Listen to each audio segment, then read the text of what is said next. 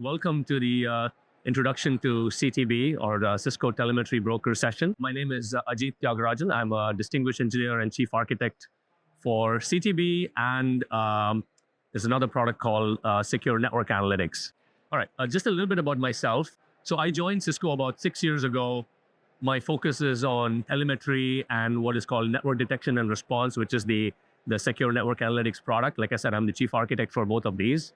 I work with a whole bunch of other divisions within Cisco to kind of figure out what our telemetry needs are and how we can kind of, make them all work together. Okay, so agenda for today, we'll kind of walk through why we came up with this whole telemetry broker idea, what the idea is, for telemetry going forward, what are the things we're doing, what the architecture kind of looks like. So give you a little overview about that.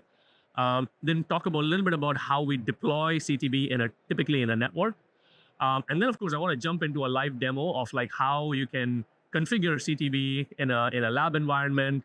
It's a very simple demo that I will show. I have a sample set up, and we can walk through that. And then, of course, this is DevNet. So DevNet's all about APIs. So we'll also walk through a little bit about what kind of APIs CTB exposes and how you can use the API to kind of manage your telemetry streams inside your network. Okay, so that's the kind of the agenda. So, telemetry conundrum. As you folks very well know, at the bottom over here, we've got all the different telemetry sources. In this age of AI, telemetry data is key. And every one of these devices, be it switches, routers, firewalls, applications, they produce data, logs, metrics, traces, flow data, name it, and there's like data everywhere. And the challenge today is that you've got a whole bunch of applications on the top that want access to that data. And in fact, you've got multiple applications that want access to the exact same data or some variation of that data. And it's always a challenge to kind of, say, okay, you know what, I'm going to send a copy of this data to these 5 destinations, and then you start paying for costs, like even like downloading data from the cloud, you end up paying a cost for each download that you do for every single application that you have. Okay, so yeah, at the bottom, it's not just on-prem data, you could have cloud data as well. So given this being the problem, what we thought was, what if we had a central way by which we can manage all of the telemetry going forward? So we came up with this idea of a telemetry broker or a telemetry plane that kind of sits in the middle between your sources of data and your consumers of data, okay? And what we wanted to do was just have all your sources of data send the data into what we call the telemetry plane. And this could be either a pull model or a push model. So in the case of syslog, SNMP, flows, you can push that data into this telemetry plane. In the case of logs or other types of data where you actually have to go and pull the data, that is also possible. So what you now have, what this kind of enables is that you now have the opportunity to figure out what is the telemetry that is even available in your entire organization or your entire network.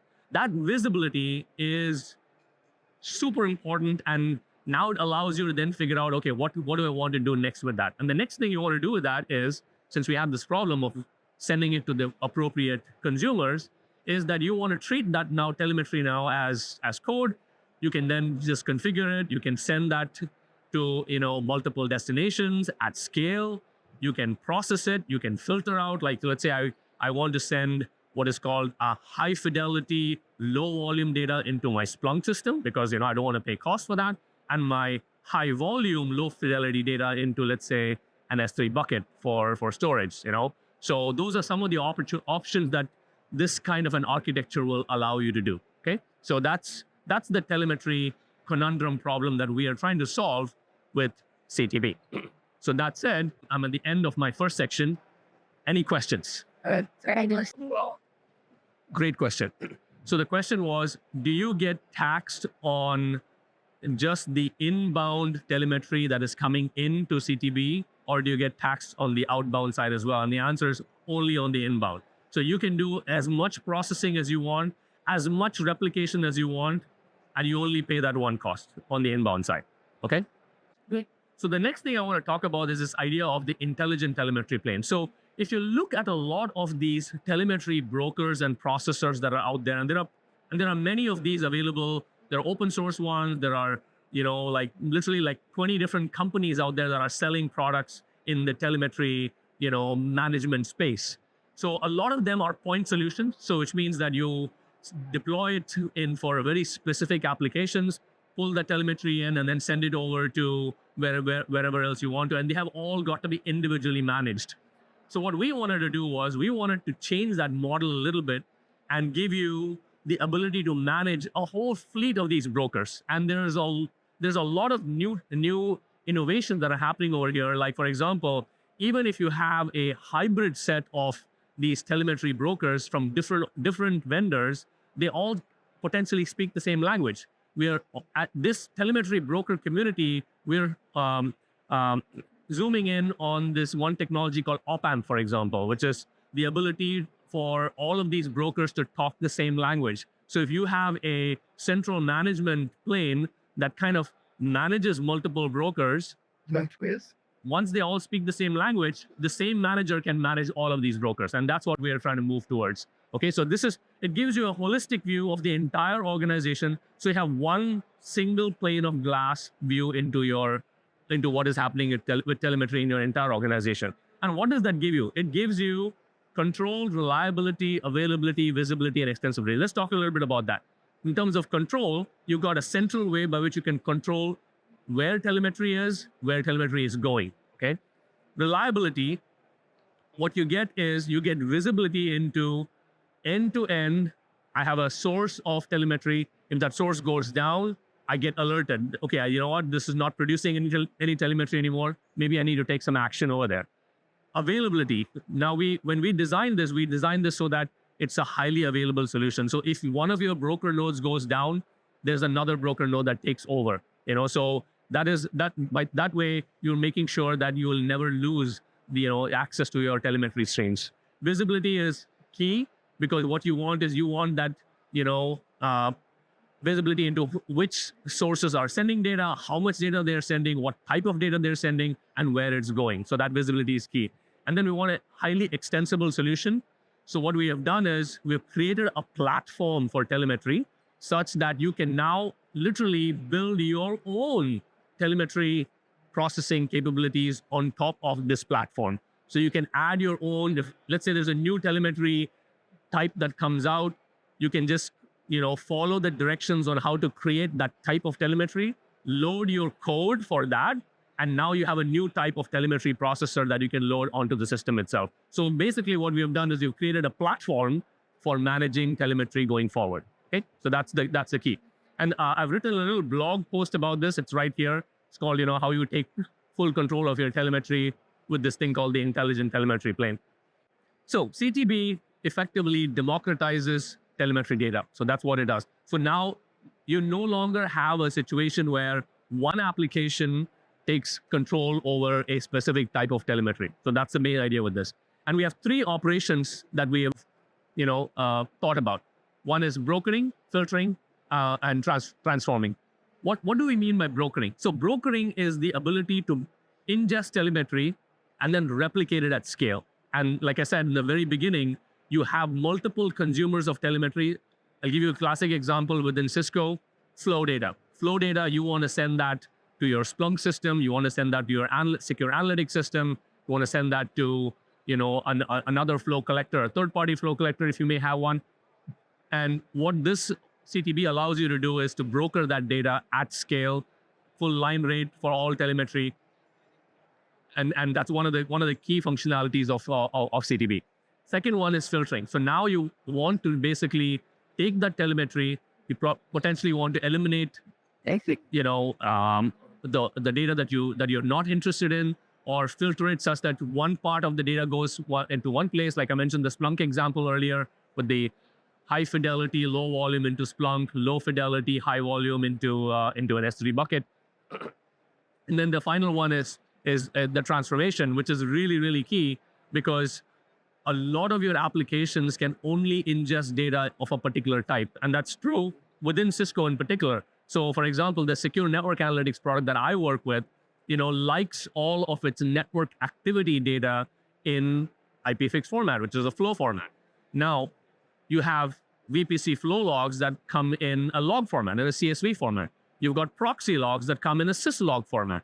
So now how do you make sure that changes to syslog format or changes to those fields are all converted, at the right with the right data, so that something like the secure network analytics can ingest that, on a continuous basis.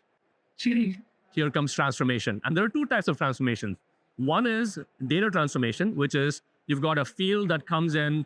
You might want to kind of modify that because I'm ingesting it in a different format.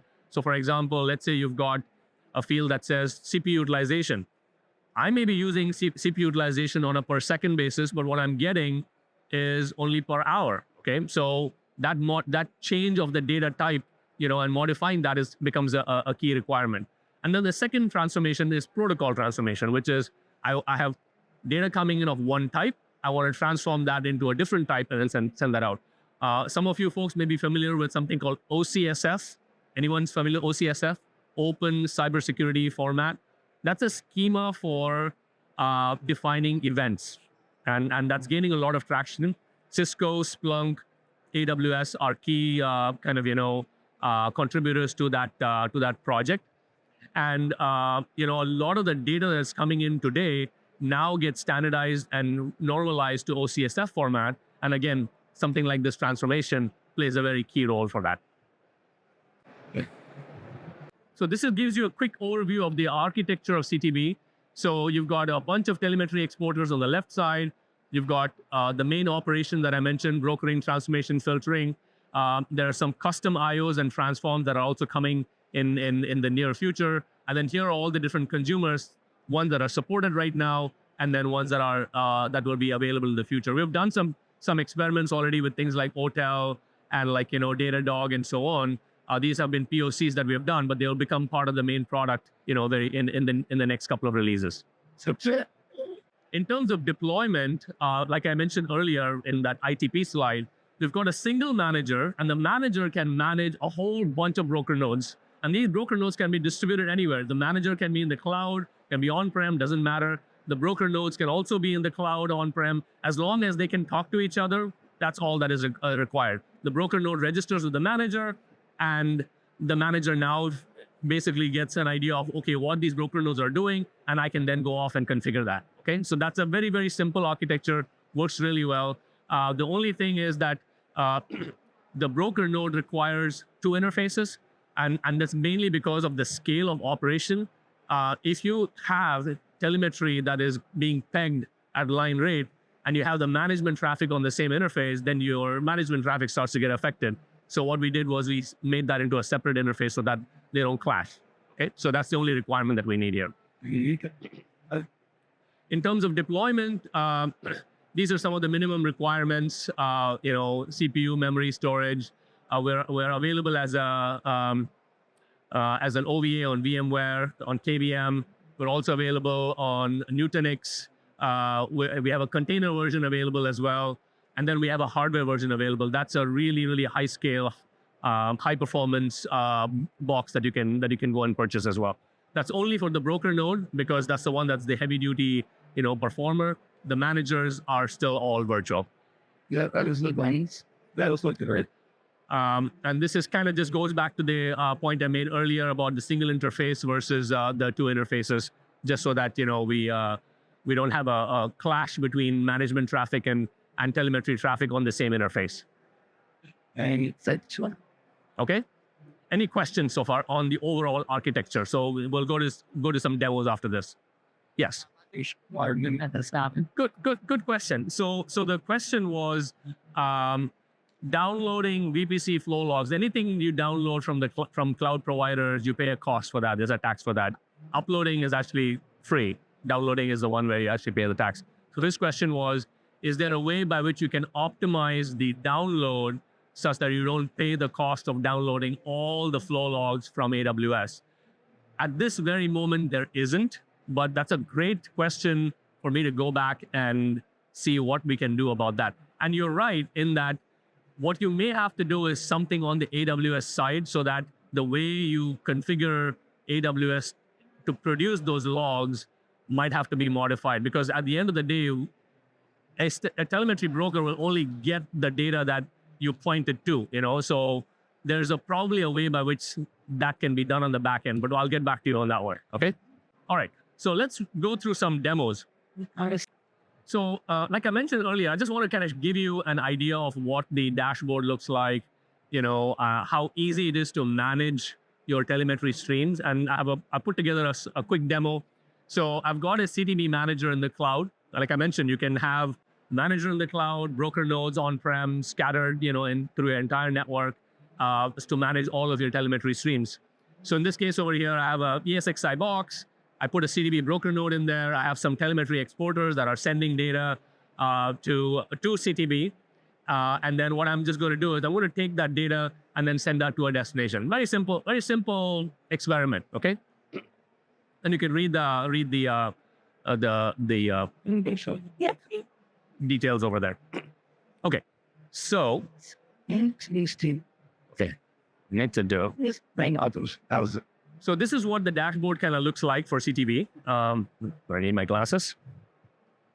We'll log in.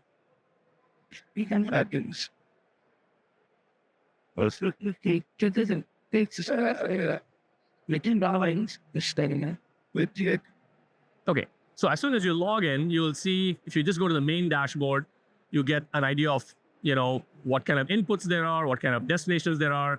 There are what is called the broker nodes. In this case, over you have just one broker node, like I mentioned earlier. You have this thing called telemetry flows, some licensing information, CPU utilization, and so on, okay? So what I'm going to do is I'm going to go to my Explorer. I'm going to go to my broker node. I'm going to my data flow, and I'm going to add an input.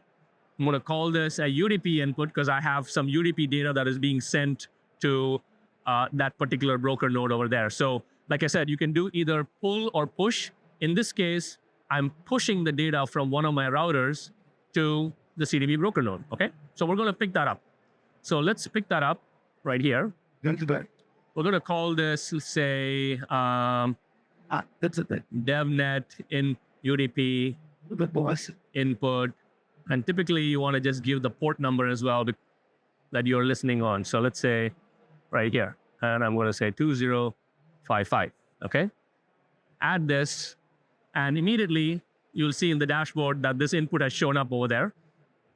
Now what we're going to do is it takes a little while before the broker node. So the broker node communicates with the manager. So it's kind of like a model where since this manager is in the cloud and this broker node is on-prem, it's the broker node that initiates the communication. So that way, you don't have to poke any holes in your firewall on the way back and so on. So the broker node effectively has a constant communication with the manager, and it will keep updating and polling and reporting its statistics on what it's doing. Okay. So in a moment, you will see hopefully the data going up. Okay. In the meantime, let's go ahead and add a destination. So we'll just choose UDP destination over here. We'll give it a name. We'll call it CLUS destination. We'll give it an IP address, and this is one that I've been using in my lab. And then I'm going to change the port over here. So here's the other thing that we can do, which is that you can receive data on one particular port, and you can change. And from just simple UDP traffic, if I just want to kind of do a reflector capability, I can receive it on one port, and I can change it to a different port, change it to a different destination. And I can do that multiple times as well, okay? All right, so I'm going to go ahead and add that as a destination. And as you can see over here, that number is already starting to increase, 4.54 kilobytes. So there's already data coming in over there, okay? And if I want to connect the two now, it's as simple as just taking this, dragging this, dropping this over there. I can do some filtering over here based on those subnets. I hit the save button, and that's it. I'm done, okay? So it's as simple as that. I've now got a router sending data now coming through CTB and now being sent to a destination that I want to. As simple as that. Now, here's an interesting thing, okay? Now, on the data type itself, so if I go to the inputs and I look at this, so you'll see that there's some data coming in. Now, the bottom over here, look at this thing called telemetry type.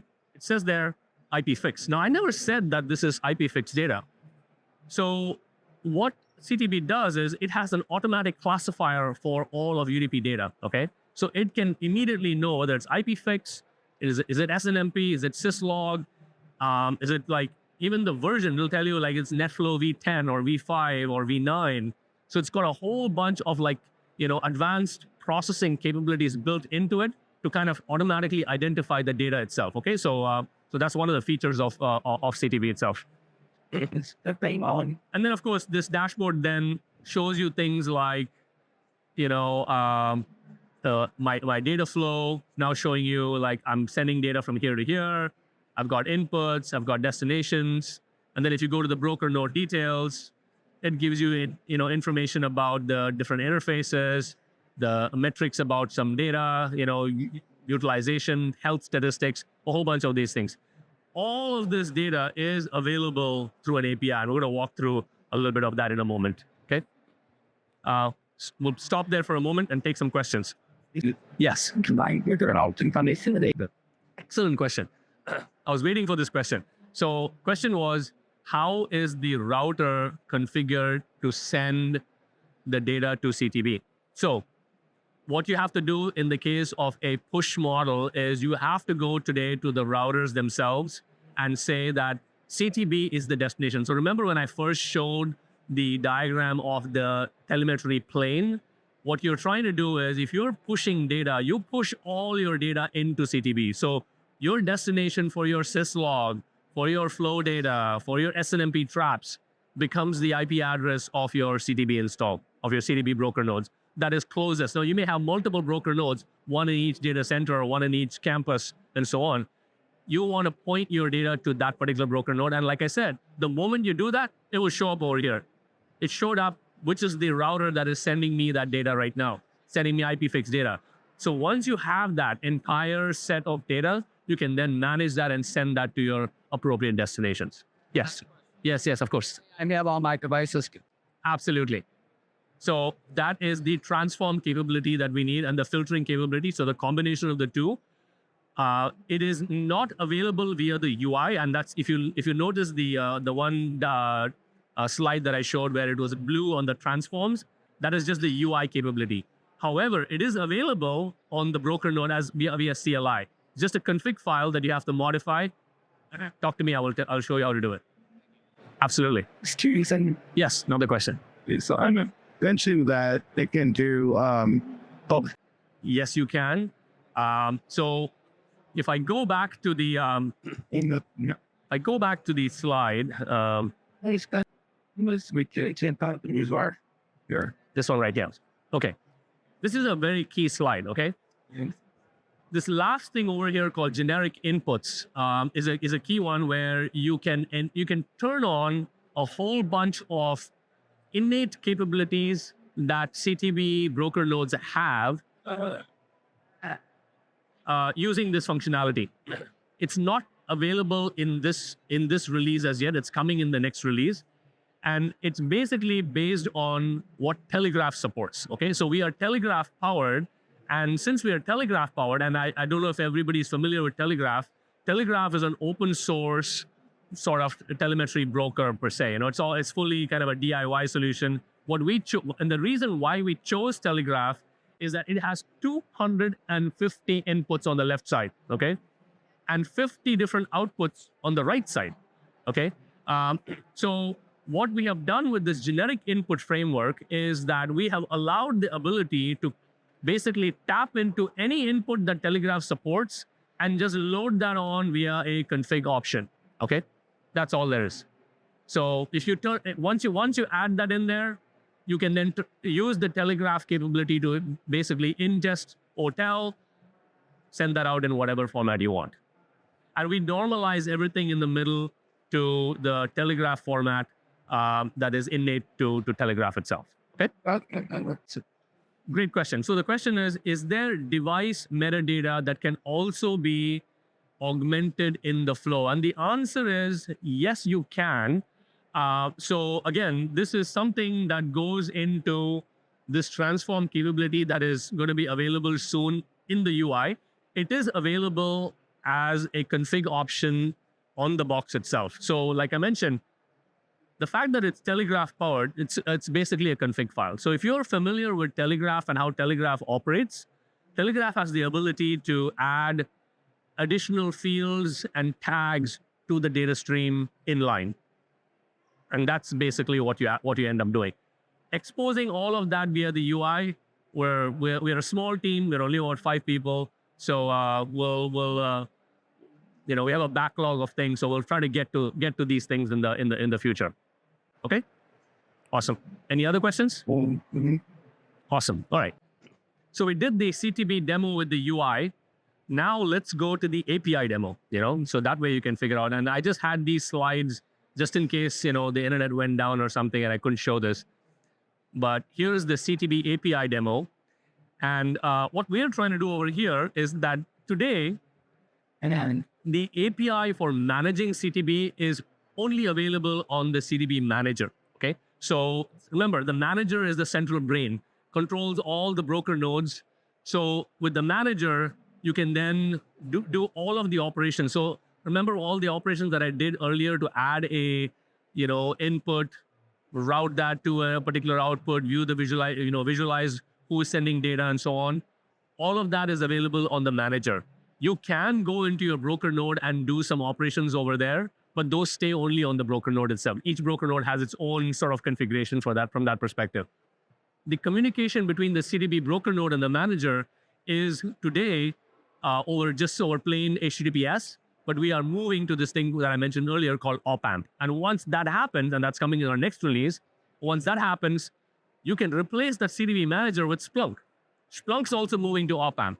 There are a couple of other broker nodes that are, broker vendors out there like BindPlane, and I forget, there's one more, who are also participating in the whole op-amp, initiative. And so they will also be able to manage broker nodes, or we can manage their own, equivalent of broker nodes once they adopt op-amp as well. Okay, so it's a brand new kind of initiative, trying to standardize on that in terms of how multiple brokers that are scattered all through your network can all be managed in a common manner.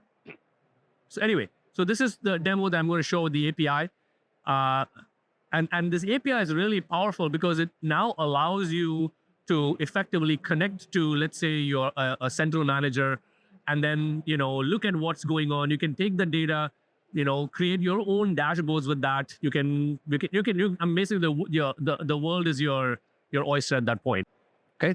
All right. So let's jump to the API demo here. Okay. All right. So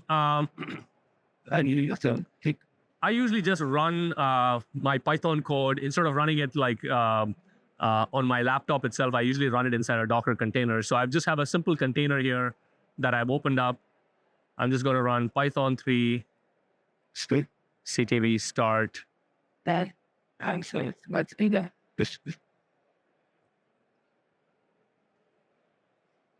Okay. All right. There we go. So the first thing is just simple login. So I'm going to just do this, copy this, paste this over here. And as you can see, I've got a cookie now that says that I've logged in via my API to my CTB manager, which is on the cloud. Okay. Now, I'm just going to copy this, paste this over here. Simple get nodes, and it immediately gives me that I have a node with an ID 2. And it gives me all the information that you saw in the broker node details page of the in the UI. So all of this information is available very simply. So I'm just showing you in a Python language. You can replace Python with your other favorite language. Very straightforward. You can see all the data, all the statistics on what's happening, and so on. And then now I'm going to do a get input types. These are all the input types that are configured on the manager and the broker nodes today. Like I mentioned, you can add your own new input types as well going forward, with another API call that's there. If you're really interested in that, come talk to me at the end. I did a lab session at the Cisco Live EMEA on how to create a Zeek input type and send it to Splunk HEC. Okay, and that is available online in a GitHub repository. You can all the command options on how to do that via the API are available in that repository. I'm happy to share that with you. Okay, awesome. All right, so here you can see that there are like 5 different inputs: flow generator, proxy logs, UDP listener, and this gentleman was asking about AWS flow logs. We also have Azure flow logs. So there's 5 different inputs available there. And then you can also see what is currently an input in your system. So if you just do that, you can see that there's one input, which is ID number 30, which is this thing that I created earlier called DevNet UDP input 2055. Okay, so I created that earlier. Similarly, I can do a get destinations, and I will see that one destination that I created earlier as well. It's exactly this one, the CLUS destination with ID 43. Okay, and here are all the statistics associated with that in terms of how much data is flowing and so on. So once you have this, obviously you can script this, you can get, pull this data periodically, insert that into your own dashboard, a lot of options available for you. All right, so now this is all on the visualization side. Let's go ahead and create a new input now. So show you that. I thought it was fine.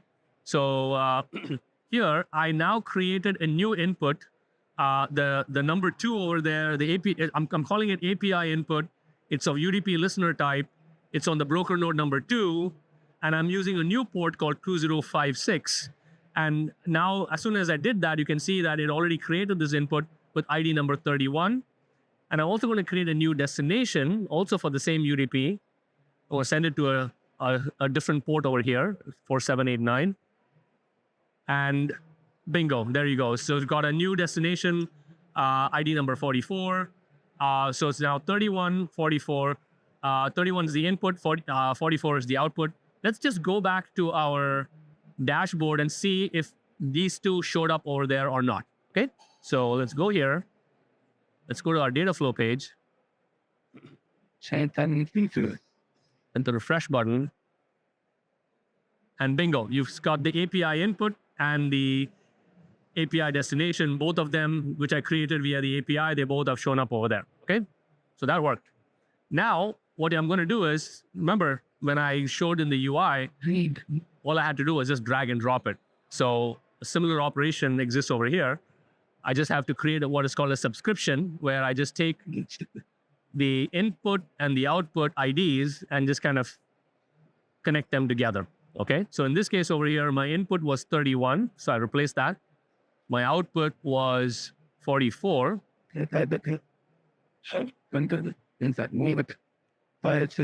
And if I now view this, I should get a view of that. And there you go. So now I have a new subscription that connects the input to the output.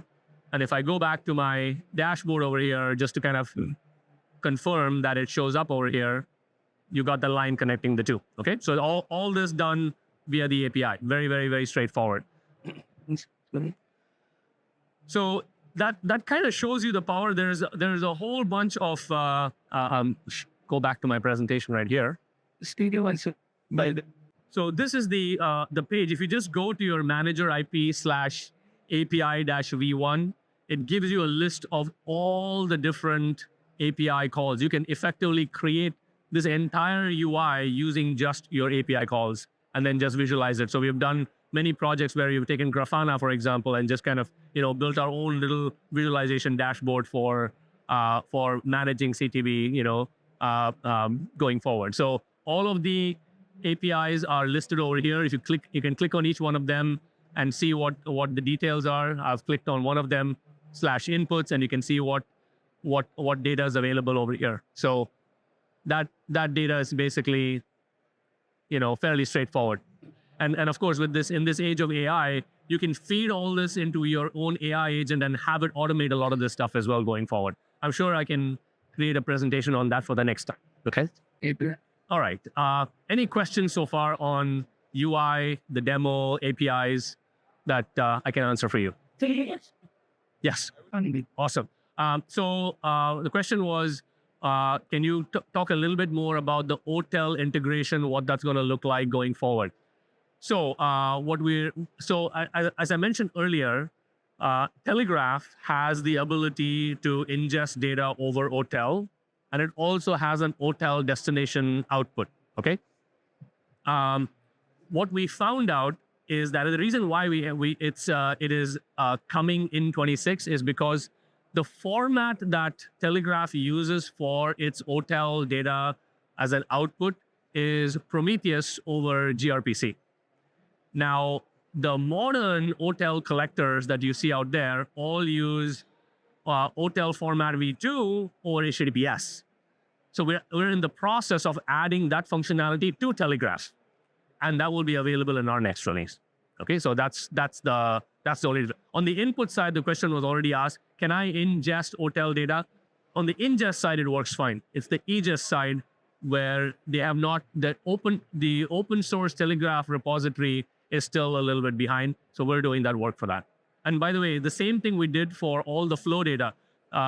Open source Telegraph has no flow data, functionality. So we had to add that plugin ourselves. Same thing goes for VPC flow logs as well as Azure NSG logs.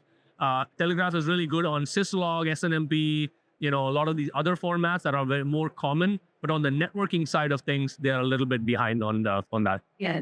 Right. You're distributing all of that back. We plan to. There's some Cisco legal stuff that we have to work through, but our goal is to go to contribute it back to. We have no question, no issues about that. Yes, you had another question? Can you transfer when you have one type of data to the OpenTelemetry one? We have like a transformation pipeline. We do.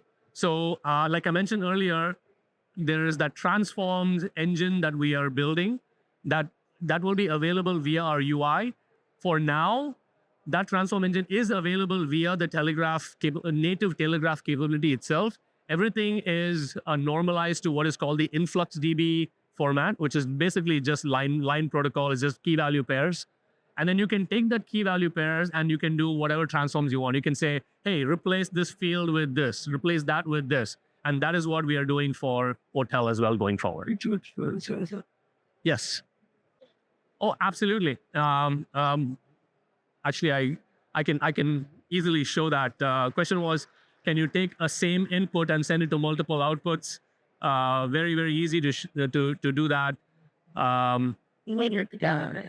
Like you can just say, hey, can you send this one over here? Save it, done. And we actually have in our lab environment, let's say, and this is actually a really good question. We have a lot of setups where there is a common source of data that you as a developer want access to. And so we make that data stream available on CTB, and as and when anybody wants access to that particular data stream, they just log into the CTB manager, subscribe to that so that they get a copy of that to their own personal and test environment, and in a matter of seconds, you've got access to that data stream. So we've got literally 1,000 copies of data, in some cases, in our lab environments, for automation, for testing, for individual development, and so on. If you want access to data streams, this is the way to do it. Great question. Thank you. So you can learn more about CTB. There's a, kind of a one-pager per se, cs.co telemetry broker. You can download all the CTB images. By the way, there's a 90-day free trial for CTB. Just go to software.cisco.com, download the images, try it out as, to your heart's content. Work with your account rep if you want, where, like I said, we are really keen on improving our adoption. All the deployment and user guides have the relevant information on how to use CTB. The PDF of this session is available in the mobile app, as well as I'll post it on the DevNet WebEx Teams channel. If you want to try out the APIs that I said, like what I did was I kind of simplified the operations using some functions on the back end. All of those are available in this GitHub repository. You can just go in there and download that for your and play around with that. It makes it a little easier to make those Python calls. You can use the WebEx Teams room to ask any questions, and please reach out to me if you have any questions. Okay, I'm more than happy to answer them for you. Other than that, hope you enjoyed the session. Thank you very much, guys. It's the bank.